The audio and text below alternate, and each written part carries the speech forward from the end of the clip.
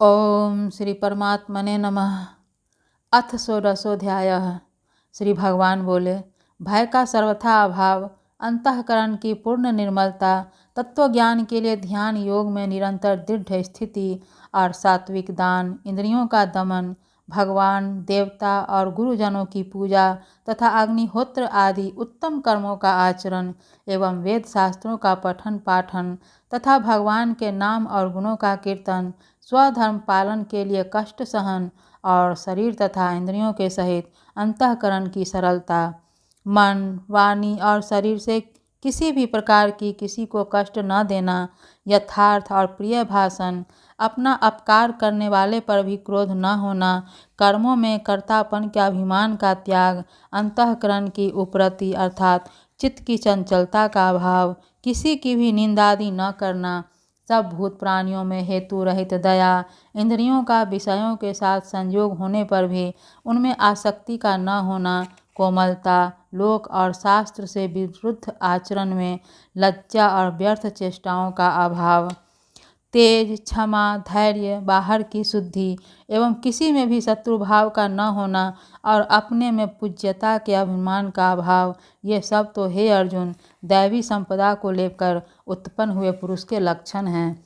हे पार्थ, दंभ, घमंड और अभिमान तथा क्रोध, कठोरता और अज्ञान भी ये सब आसुरी संपदा को लेकर उत्पन्न हुए पुरुष के लक्षण हैं। दैवी संपदा मुक्ति के लिए और आसुरी संपदा बांधने के लिए मानी जाती है। इसलिए हे अर्जुन, तू शोक मत कर, क्योंकि तू दैवी संपदा को लेकर उत्पन्न हुआ है। हे अर्जुन, इस लोक में भूतों की सृष्टि यानी मनुष्य समुदाय दो ही प्रकार का है, एक तो दैवी प्रकृति वाला और दूसरा आसुरी प्रकृति वाला।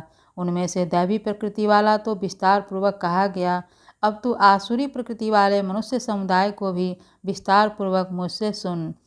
आसुर स्वभाव वाले मनुष्य प्रवृत्ति और निवृत्ति इन दोनों को ही नहीं जानते, इसलिए उनमें न तो बाहर भीतर की शुद्धि है, न श्रेष्ठ आचरण है और न सत्य भाषण ही है।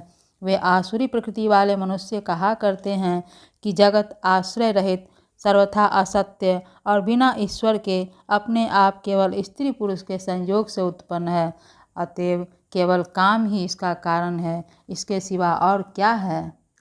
इस मिथ्या ज्ञान को अवलंबन करके जिनका स्वभाव नष्ट हो गया है तथा जिनकी बुद्धि मंद है, वे सबका अपकार करने वाले क्रूर कर्मी मनुष्य केवल जगत के नाश के लिए ही समर्थ होते हैं।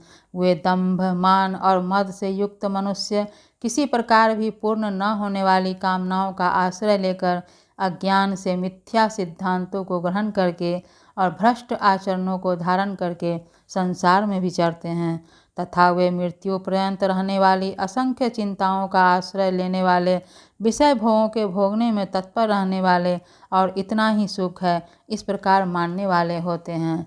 वे आशा की सैकड़ों फांसियों से बंधे हुए मनुष्य काम क्रोध के परायण होकर विषय भोगों के लिए अन्यायपूर्वक धन आदि पदार्थों का संग्रह करने की चेष्टा करते हैं। वे सोचा करते हैं कि मैंने आज यह प्राप्त कर लिया है और अब इस मनोरथ को प्राप्त कर लूँगा, मेरे पास यह इतना धन है और फिर भी यह हो जाएगा, वह शत्रु मेरे द्वारा मारा गया और उन दूसरे शत्रुओं को भी मैं मार डालूँगा। मैं ईश्वर हूँ, ऐश्वर्य को भोगने वाला हूँ, मैं सब सिद्धियों से युक्त और बलवान तथा सुखी हूँ। मैं बड़ा धनी और बड़े कुटुंब वाला हूँ, मेरे समान दूसरा कौन है। मैं यज्ञ करूँगा, दान दूंगा और आमोद प्रमोद करूँगा। इस प्रकार अज्ञान से मोहित रहने वाले तथा अनेक प्रकार से भ्रमित चित्त वाले मोह रूप जल से समावृत और विषय भोगों में अत्यंत आसक्त आसुर लोग महान अपवित्र नरक में गिरते हैं। वे अपने आप को ही श्रेष्ठ मानने वाले घमंडी पुरुष धन और मान के मद से युक्त होकर केवल नाम मात्र के यज्ञों द्वारा पाखंड से शास्त्र विधि रहित यजन करते हैं। वे अहंकार, बल, घमंड, कामना और क्रोध आदि के परायण और दूसरों की निंदा करने वाले पुरुष अपने और दूसरों के शरीर में स्थित मुझ अंतर्यामी से द्वेष करने वाले होते हैं। उन द्वेष करने वाले पापाचारी और क्रूर कर्मी नाराधमों को मैं संसार में बार बार आसुरी योनियों में ही डालता हूँ। हे अर्जुन, वे मूढ़ मुझको न प्राप्त होकर ही जन्म जन्म में आसुरी योनि को प्राप्त होते हैं, फिर उससे भी अति नीच गति को ही प्राप्त होते हैं, अर्थात घोर नरकों में पड़ते हैं। काम, क्रोध तथा लोभ ये 3 प्रकार के नरक के द्वार आत्मा का नाश करने वाले अर्थात उसको अधोगति में ले जाने वाले हैं। अतएव इन तीनों का त्याग देना चाहिए। हे अर्जुन, इन तीनों नरक के द्वारों से मुक्त पुरुष अपने कल्याण का आचरण करता है, इससे वह परम गति को जाता है, अर्थात मुझको प्राप्त हो जाता है। जो पुरुष शास्त्र विधि को त्याग कर अपनी इच्छा से मनमाना आचरण करता है, वह न सिद्धि को प्राप्त होता है, न परम गति को और न सुख को ही।